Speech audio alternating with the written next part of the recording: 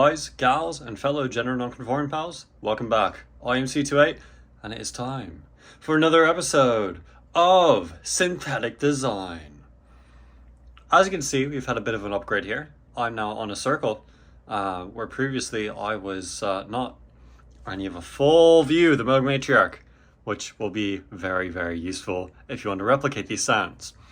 Now I'm changing up the way that these episodes work a little bit, and instead of just giving you the raw look of me making a sound, I want it to be a lot more of a tutorial based thing. So the idea is now I'm going to walk you through every step of what everything does, and I will explain every element. What is an oscillator? What is a filter? What is a trigger? What is an envelope? What do all these things do? What is a patch cable? Why is a patch cable? Everything. So it may get annoying for some people who are like, okay, I already know how this stuff works. Yeah, you don't need to explain it. But I want this to be more accessible to people. I want more people to be able to understand synthesis, and not just on the Moog Matriarch, but in general, understanding how synthesis works, because it's a very fun art form. So yeah, I'll explain along the way every single step, and at the very end, I think after this video, I will then record these sounds into a sampler, and I will post a link to download the sampler in the description of this video. So you'll be able to actually get this sound and use it in your projects free of charge. No need to credit me, just use it, have fun. So to figure out some inspiration for our sound, I'm going to use a random element generator, which is going to give me a random element, and I'll use that element, do a little bit of research real quick, and understand the main properties of that element to make the sound. So random element is wow, that's one of the weird ones to pronounce. Ruthenium. Ruthenium is the element of choice. So element 44. Let's go load this up into Wikipedia. Ruthenium. Is that right? No, that's not it, is it? Ruthenium. Ruthenium. That's it. Okay. Very, very strange name there. It's probably named after someone named Ruth. Boom. Alright, and there. So, based on Wikipedia, ruthenium is a chemical element with the symbol Ru and the atomic number 44, a rare transition metal. What is something more interesting? Belonging to the platinum group of the periodic table. What's something else interesting? Most ruthenium produced is in wear-resistant electronic contacts and thick film resistors. Okay, interesting. A minor application of ruthenium is in platinum alloys, used as a chemistry catalyst. Okay. Chemical properties. It has 4 crystal modifications and does not tarnish at ambient conditions. Oxidizes upon heating at 800 degrees Celsius. So I think that's a very important thing to note, that it is it doesn't oxidize very quickly unless, 800 degrees. Quite a bit. So we could have a very stable sound based on that. What else are we learning here? Okay.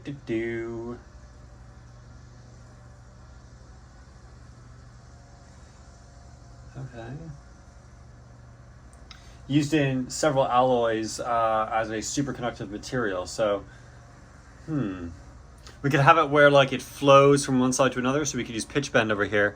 Not pitch bend, glide. We can turn this glide knob up, and what that will do is when I hit one note, I hit another note, it'll bend to that note. So that's pretty fun. Let's see here.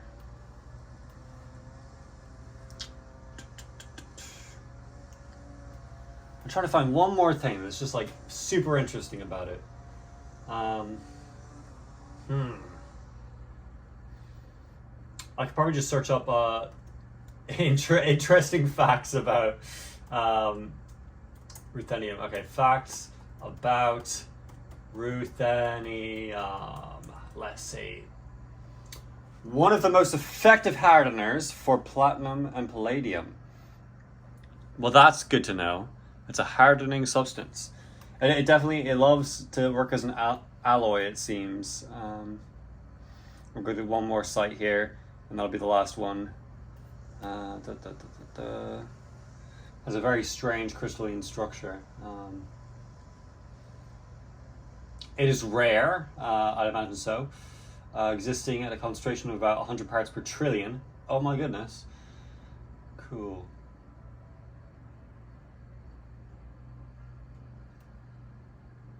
Alright. Well, I think that's enough information. We can start going off of that now. So I will sync up my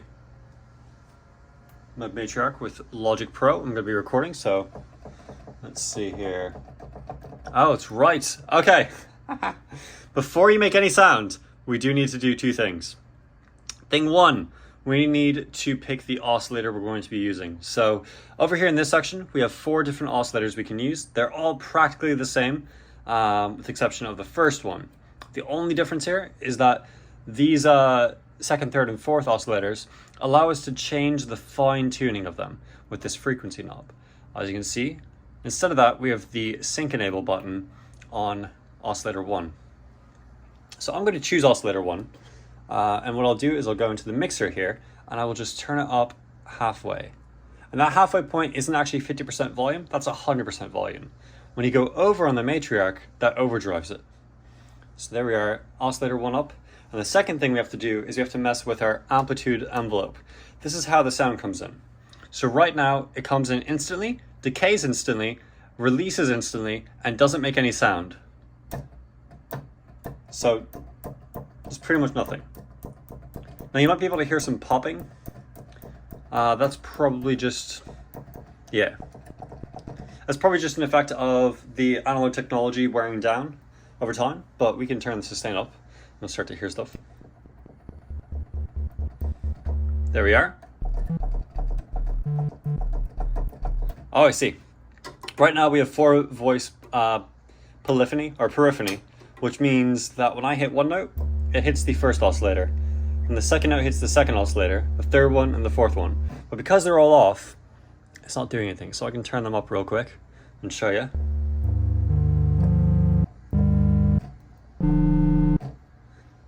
But we're not going to use these other ones for now. Alright, so we just have this one oscillator, and I'll put it to 1 voice periphony since we're only using the one.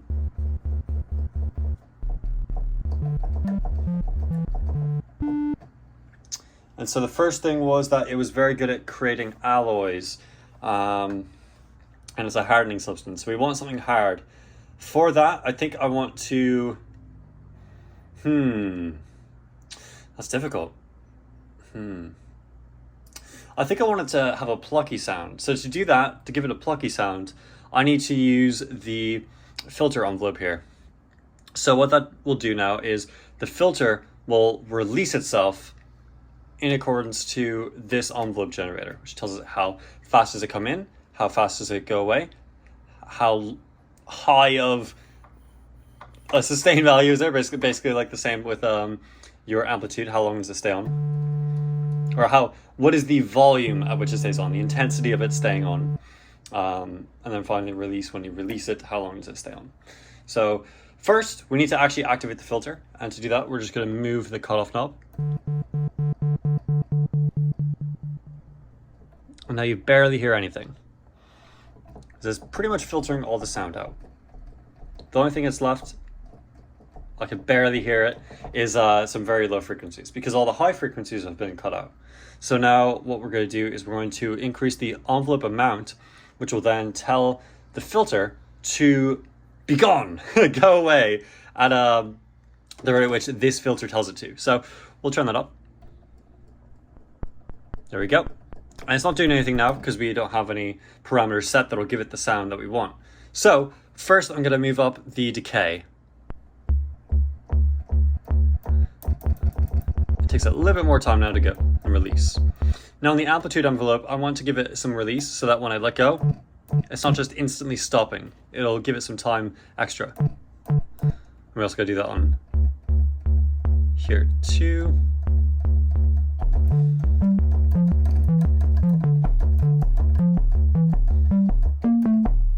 So that's pretty cool.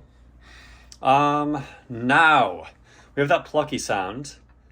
We need to make it sound hard, like it's a dense hard substance.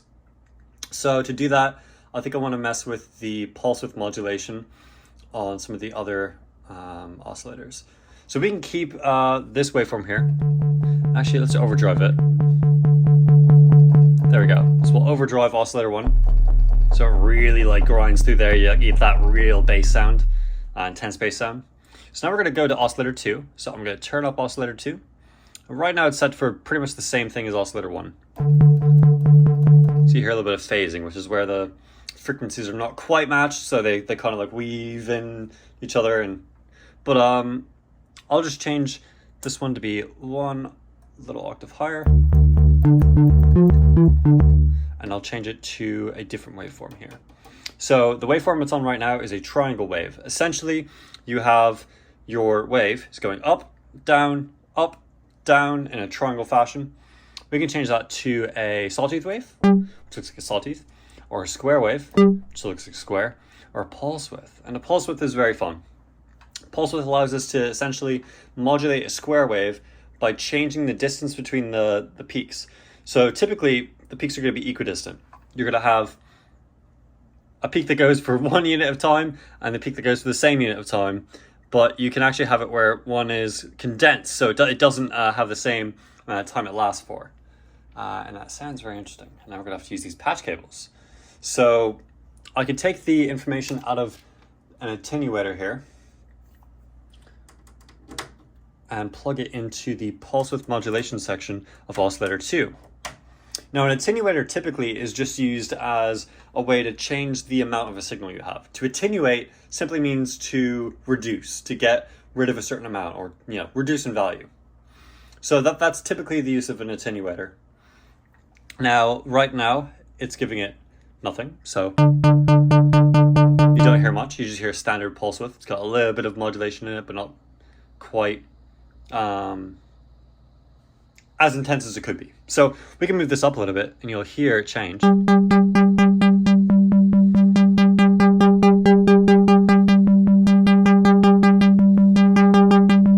You hear it kind of like screeching, and that's the sound of a pulse width wave. So what we can do now is we can grab the input here. So we're gonna give it input here. This is where the information will come from, and it will be attenuated by a certain amount and go right back in to pulse width modulation in. So essentially you can think of it as a magic hand. And this magic hand is moving this knob for us without us needing to do anything. And you see this blinking thing here that may have been distracting you for a while. That blinking thing there is a low frequency oscillator. Low frequency oscillators are essentially the exact same as your standard oscillators, but they're much lower and they're not audible. So whereas you might have something in the range of like 80 to 200 hertz with these, and you can hear that, these would be somewhere along the lines of a 20 hertz range or even a 1 hertz range where it's very slow. You cannot hear it, but you can see the difference that makes. So if I plug in triangle out, you'll see, I'll move this up a little bit so it has some amount of stuff. You'll see and hear with that light the PWM movement. I'm gonna remove this here. So you may hear it there. Watch that light and you'll see the PWM, the pulse width modulation, matches up with that light.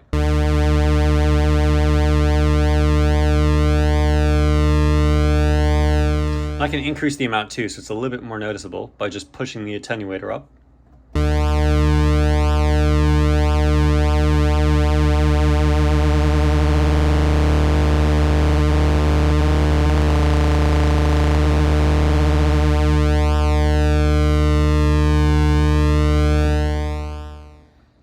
And that gives us a very razor sounding sound.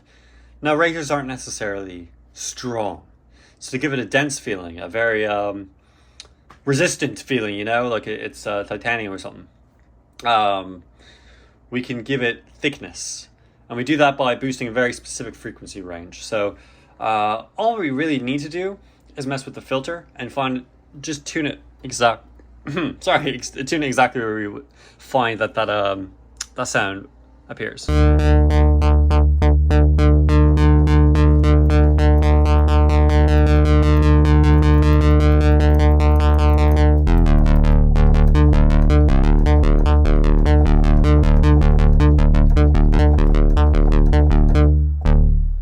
There we go. So that gives us a very thick sound. Now I'm thinking of what else we can do here. So we have that. Now to add some extra flair to the sound, I think I want to use some stereo delay to give it like, I don't know, like an ambient feel to it. Let's see. So I could just simply move up the stereo delay here. So what stereo delay will do is essentially clones the sound and it repeats it in the mixer. So you have one signal coming from your oscillators and another signal coming from your stereo delay that loops. And it gets quieter over time, which is I believe feedback is what controls that. And over time it's going to get quieter and quieter, which mimics the sound of reverb. Or if I were to clap, like you hear me clap in this room, there's a little bit of stuff coming back, and that is the reverb. That is the sound coming from not the original source, but bouncing off and hitting again. So stereo delay essentially mimics that. So we can turn it up.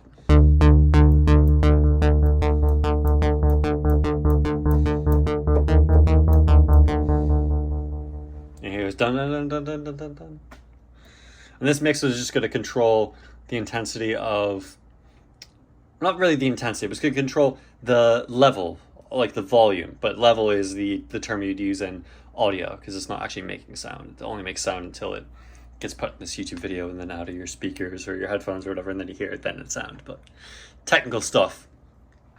But it boosts the level here of the stereo delay, so it's a little bit quieter, so you can barely hear it, versus it gets a little bit louder.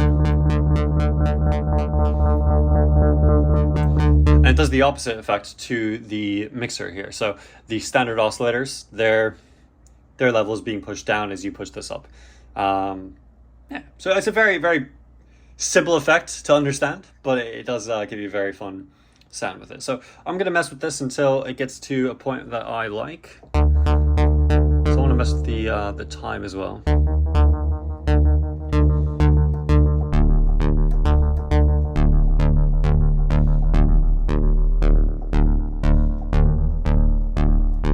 Like that sort of sound, like the trilling drone effect, whatever it is. Let's give that a shot again. Does that sound good on a lower octave? Not really. What I was doing there is on the mode matriarch, if you hit hold plus either play or tab, you can move up octave. So if I move, if I press play, it moves us down an octave. If I press tab, it moves back up an octave. Yeah. Let's see here.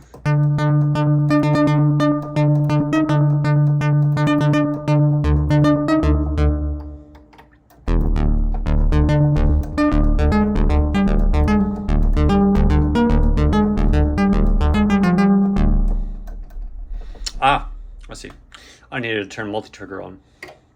What multi-trigger will let us do is when we hit one note, we'll be able to hit other notes before we release this one. Right now, we're not able to hit anything. It doesn't do anything until we release it. And you see it like stops there. So if I put multi-trigger on now, I can do that.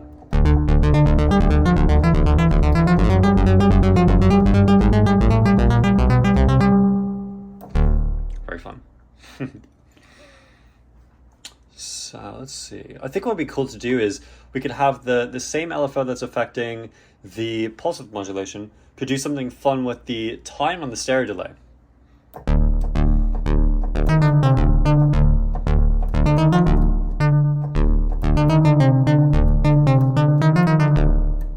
So let's see here.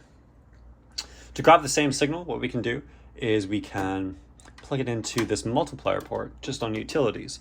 And what that does is the signal that's going into any of these is duplicated by the other signals, because it's actually just the same connections, the same wiring, just all patched together. So now that we put that there, we'll just need to put it back into the input for this attenuator. So we'll use this yellow wire here to put that input right back. So we see it's coming out of the LFO, going into the multiplier, and this is the same signal because it's coming from the multiplier, going right in here. So it's as if we were to grab the green and put it in here.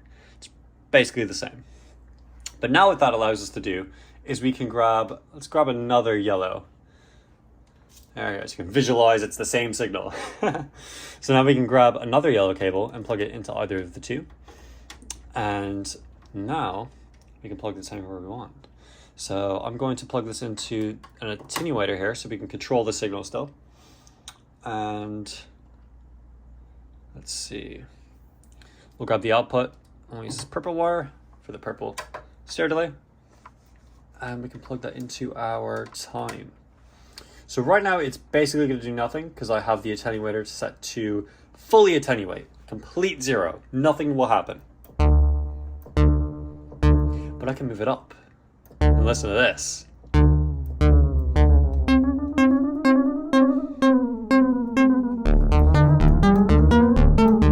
Has some weird timing issues where it speeds up and slows down and all wavy and whatnot. And I can also do the opposite. I could also invert its polarity. So the wave, instead of going up, down, goes down, up. Sine versus cosine action, you know. So now we have that, and it'll sound basically the same.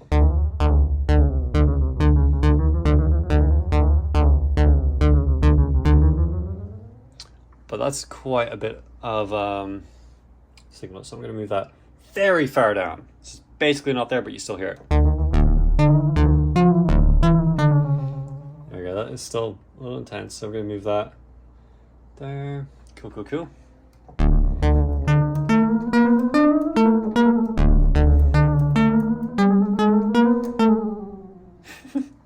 That is still very intense. Okay, can we barely touch it? Okay, that should give me a very subtle effect now.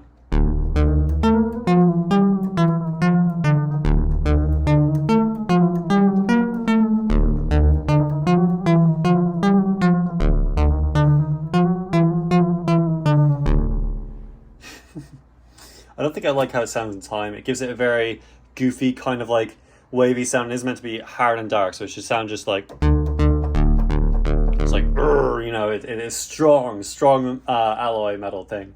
So I'm going to plug it into delay to see how that sounds instead. So instead of messing with the time module here, see what this does.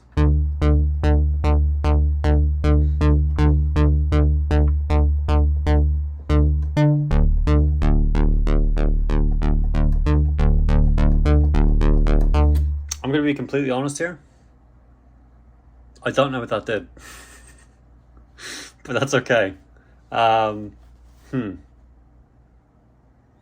Let's do feedback control voltage. So a control voltage is essentially telling a thing how to move or what value to be at. You can consider, well, really all these are control voltages, but it says FB, CV, IN, which is feedback control voltage in. IN is still in. And that'll be this one here. So we can mess with this standard just to see how that sounds.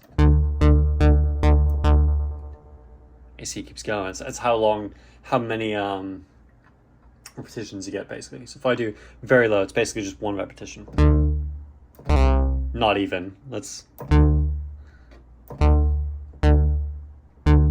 Yeah, you can kind of see it does one, but if I move it all the way up, it actually self-oscillate, I think. Yeah.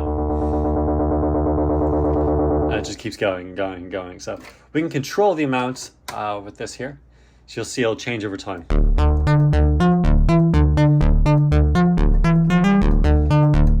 Okay, I'm starting to hear that. So I want to get to the point where spontaneously, sometimes it'll just oscillate and go and go and go.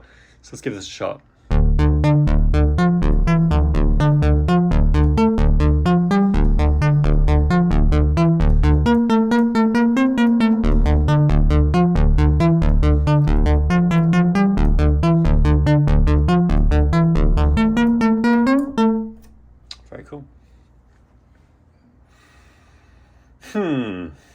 I'm trying to think if there's anything else we could put onto this sound.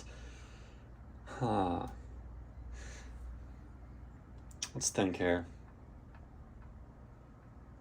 So I think it's been about 19 minutes of making stuff here. So that's not too terribly long. We could keep going for another few.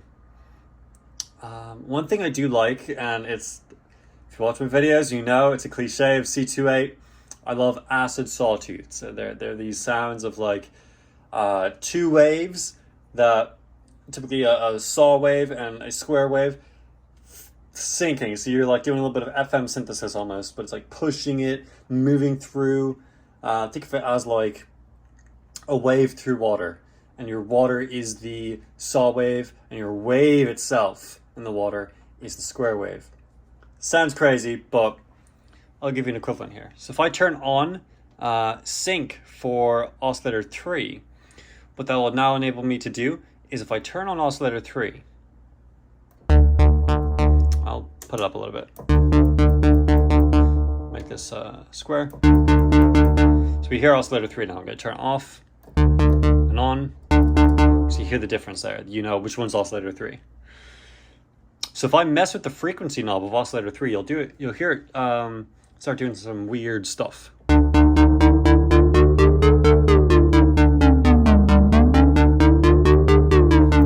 I need to do sync enable?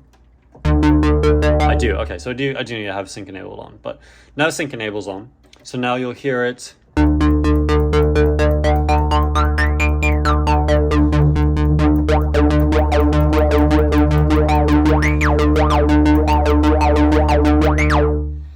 Make this a little bit of a quieter sound. I'm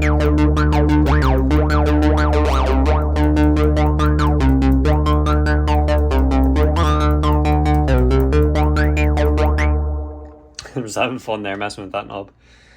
We can also make that move. Let's check this out. We have another port available over on the utilities, and just for safety reasons, not like physical safety, but like accessibility safety, I'm going to plug this into the other utility port to join them, and now we have 3 more instead of just the one, so we can still have 2 extras over here after I do what I'm about to do. And what I'm about to do is I'm going to plug this port into another attenuator, and then I'm going to grab the output of that and plug that into the pitch in, which was that little knob I was turning. So plug that into the pitch in for 3. So we're starting to get a lot of wires here. It's starting to kind of look like a bomb or something. But I'll show you the signal flow here. So we have triangle out from this LFO. It's going into this utility port. Everything that comes out of this is the same signal.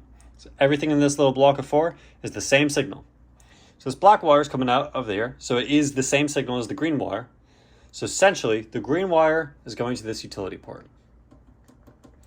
And the utility port here is feeding into blue. And again, it is a multiplier utility port. So this multiplying utility port means that this blue is the same as the black, is the same as the yellow, the other yellow, the green. So the blue is also the green. So it's basically as if we plugged the triangle out directly into this attenuator in, and then we plugged it into pitch in. So practically, we just did that, but we didn't, because we need this LFO signal to go to other sources. So now listen to this. You'll hear it start to move.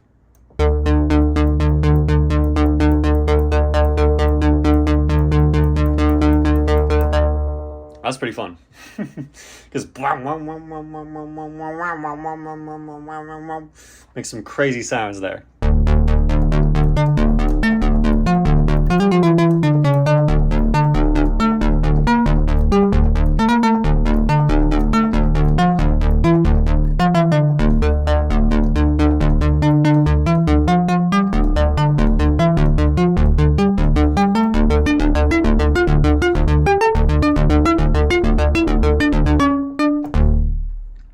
Pretty fun. We do have a little bit more time here, so We're at about a half-hour mark. I think this is a good area to start wrapping things up. So I'm going to tweak some controls here from the beginning and see if we can do anything to make them just, pop a little bit more, make them sound more interesting. So the first thing I'm going to mess with is the cutoff on the filter. And I'm just going to see if we can include more frequencies, get rid of frequencies to make this just sound better.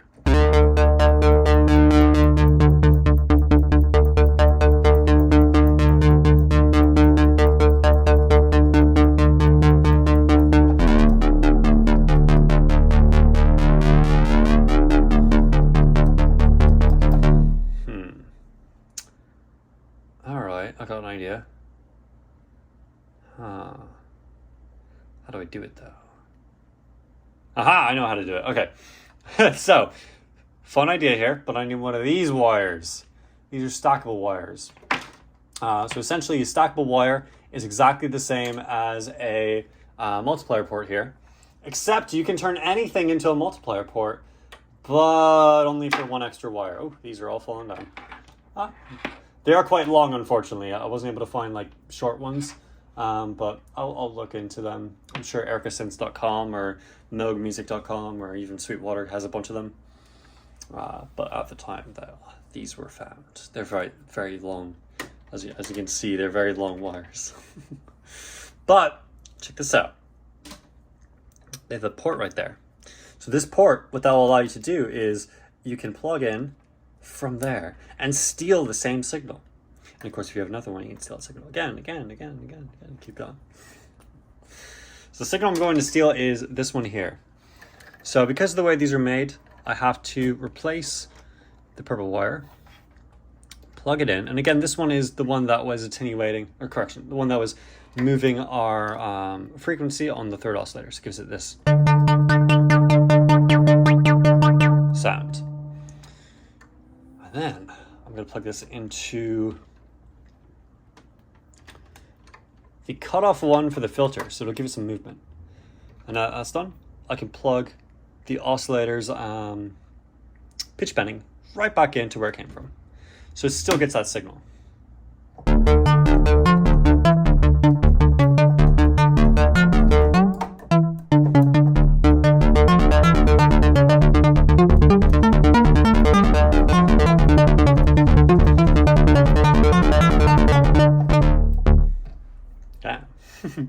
So that's very fun. I think this is basically the sound. The only thing I'm thinking of is if I give you the sound, I can't give you the LFO. There's no functional way for a sampler to have an LFO. Or the same LFO and affect the things in the matriarch that it's affecting. We basically have to synthesize the sound digitally. But to give you the same effect, what I can do instead is I can have, let's see, I can plug this instead of this LFO, so it's basically static now. This is controlling everything. This is our master plug that controls how everything moves. So if I plug it back into our triangle out, it moves again. We can make it move faster.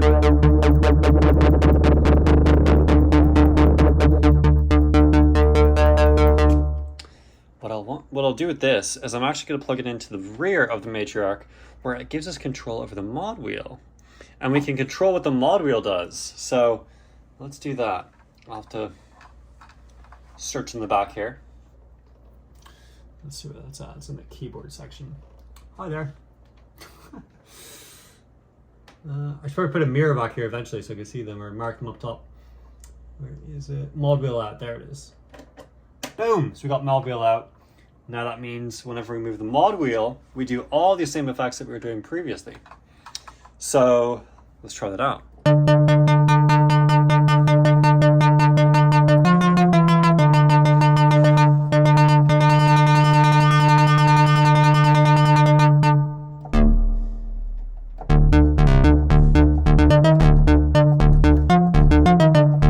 I'm going to run a little sequence here just so we can mess with it.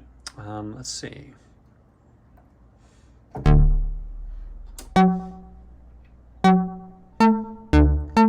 Actually, let's walk you through how that worked. So, to run the arpeggiator or sequencer here, it's to choose the mode. So the mode it's in is the arpeggiation mode, which will mean it'll move notes. If I hit 3 notes here, it'll go, or something along those lines, and I can change it in here. So if I pick order and I hit hold, play. So now whatever notes I press and hold, it'll play them. I can move the rate up so it's a little bit faster. See it flashing now. I can make it go forward and backward. Or my favorite is random. You have that random sound going on. So now I can do that for here. So we get 4.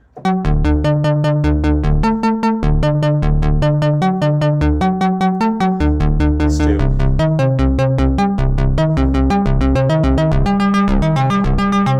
And you can see how this model changes it.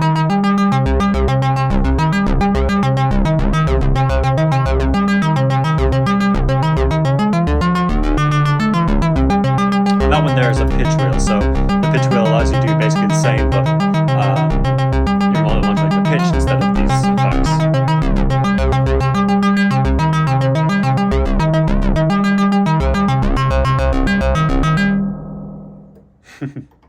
Very cool. So now what I can do when I record this sound is, instead of using this LFO, which is, we'll imagine that LFO is the proper way to do it, but of course when we're sampling we can't do that. Because we don't have these things in the sampler, we just have the raw sound. So we can use the mod wheel here to change things. So I'll have 3 different layers on the sample. We'll have a mod wheel off, which will sound like this.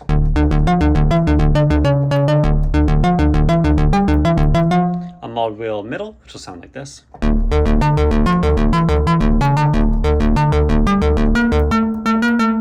And a mod wheel high, which will sound like this.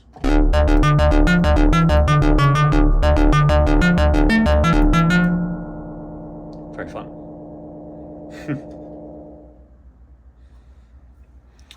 So, I think that about does it. So, I have a lot of work to do now. I'm going to compile all these sounds and make this sampler for you. And of course, edit the video as well, take all the audio from Logic, put it into the iMovie session, and yeah, I'm using iMovie, I know, right?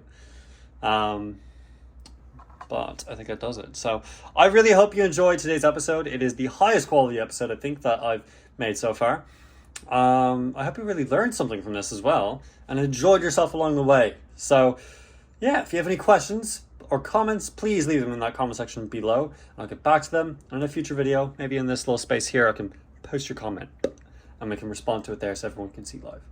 But yeah, without further ado, take care.